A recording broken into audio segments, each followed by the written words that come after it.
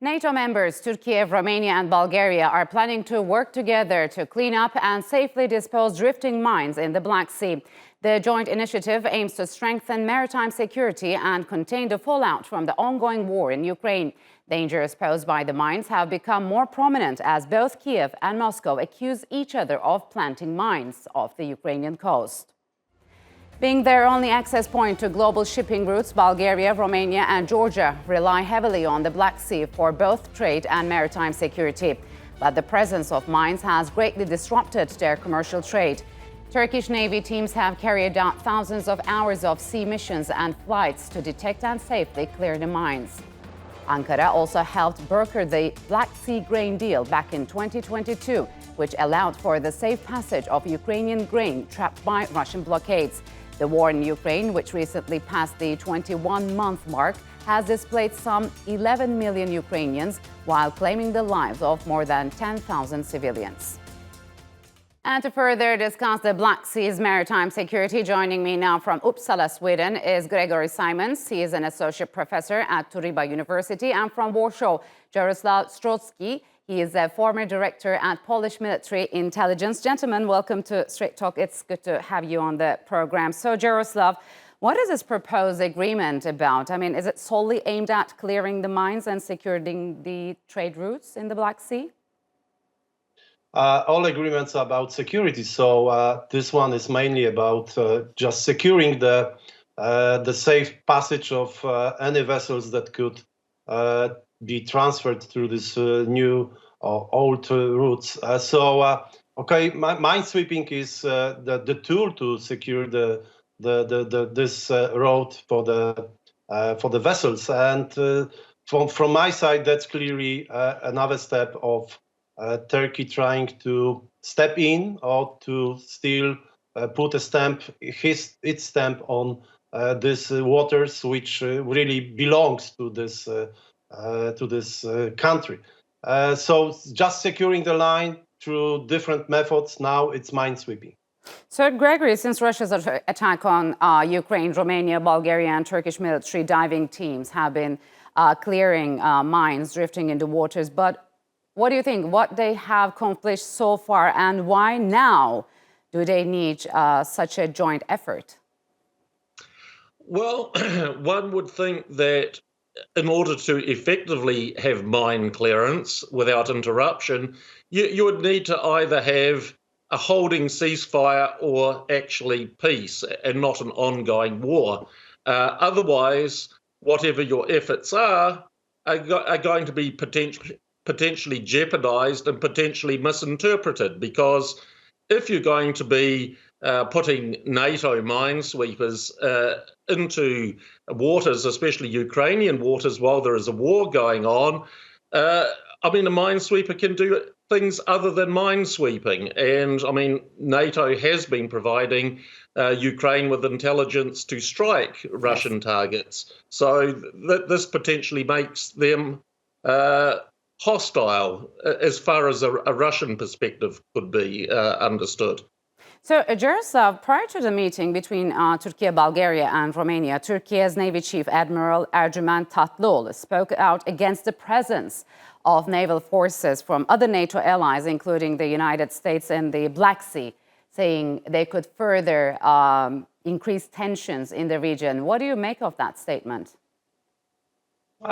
We have full history of such statements, and on different levels. This level is not a very high one, but still from the very beginning of this Russian aggression on Ukraine, Turkey is trying to limit the presence of some other states' vessels or naval vessels. So this is nothing new. Of course, there are some tensions from between US and Turkey that are taking part for last 10 years, and still this is the way of keeping the temperature of this diplomatic and military discussion between those NATO nations, NATO members. So I don't take it particularly serious, those statements. Still, there could be another statement in upcoming weeks. So, Gregory, what do you think? Are there any tensions between the United States and Turkey over the Black Sea? And could this agreement, if reached, some way open the way for the U.S. to boost its maritime presence in the Black Sea? And what would that mean? Well, I mean, one also needs to remember, I mean, what the US did in terms of complicating Turkish security and relations between the US and Turkey from its actions in Iraq and Syria by helping the Kurdish forces, which is a direct security threat for Turkey. So you already have US undermining Turkish security. And so one understands why Turkey wants to keep a lid on things in the Black Sea. I mean, this is Turkey's home water, and given the US history, I think it would be prudent not to let things escalate beyond what they already are. Mm-hmm. So, Gregory, Turkey has so far walked a fine line between Russia and NATO by securing the Black Sea and constraining Russia's military presence amid the war in Ukraine. So, isn't this viable anymore? Well, I mean, it's a sensible course of action. How viable it is, I think it should still be tried, because Turkey, which is fulfilling its own sovereign right in terms of its foreign and security policy, which the United States says all countries should be able to pursue their own interests and choices. So I don't see any reason why Turkey should give up its role as a balancer and to protect Turkish interests and security. So, Gerso, officials say that if agreed, the mine-sweeping force wouldn't be considered as a NATO operation, but would be the first major combined action of Black Sea allies since Russia's attack on Ukraine. What do you make of this? And is this only aimed at Russia, or is there another country that the alliance is focusing on, like China maybe? At this stage, I believe this is purely aimed at Russian presence or Russian movements. And of course, this is not NATO operation, but with NATO members, it's still perceived by Russia. It could be used for its strategic communication to show that NATO again is threatening Russian interests and this kind of propaganda, which is present for many years.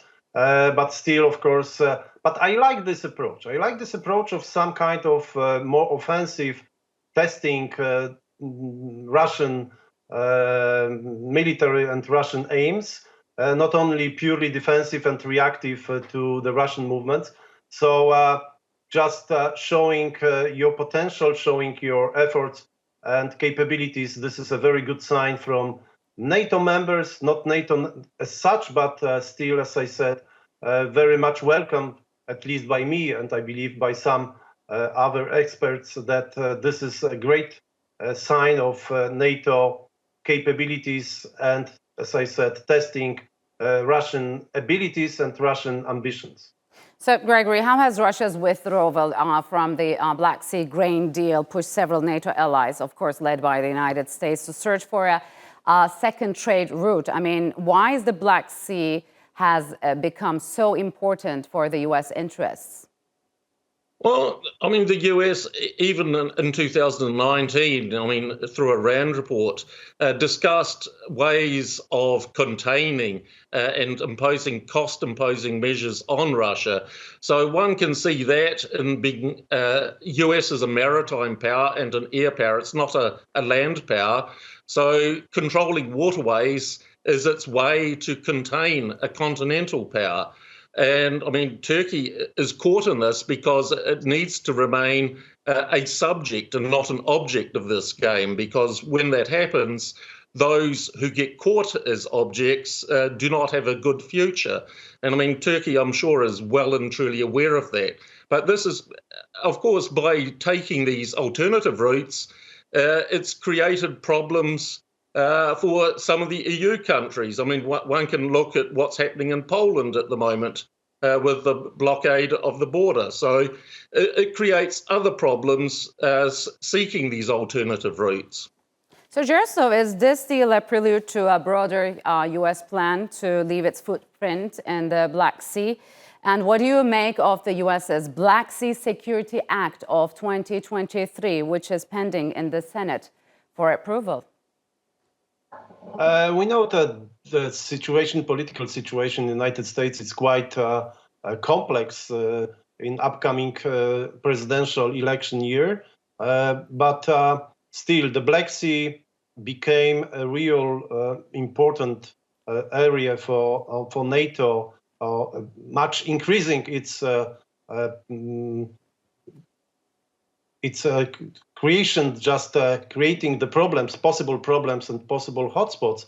And it's well discussed, I believe, at NATO. So I don't believe US will be withdrawing or will be decreasing its presence in the area. On the contrary, they know that this might be potential. You also asked about China, and this is also the show or the sign for China that NATO or US is fully capable and fully involved in this area, with possible repercussions on other hotspots in the geopolitical arena. All right, gentlemen, unfortunately, we'll have to leave it here. Thank you very much for joining me on Straight Talk.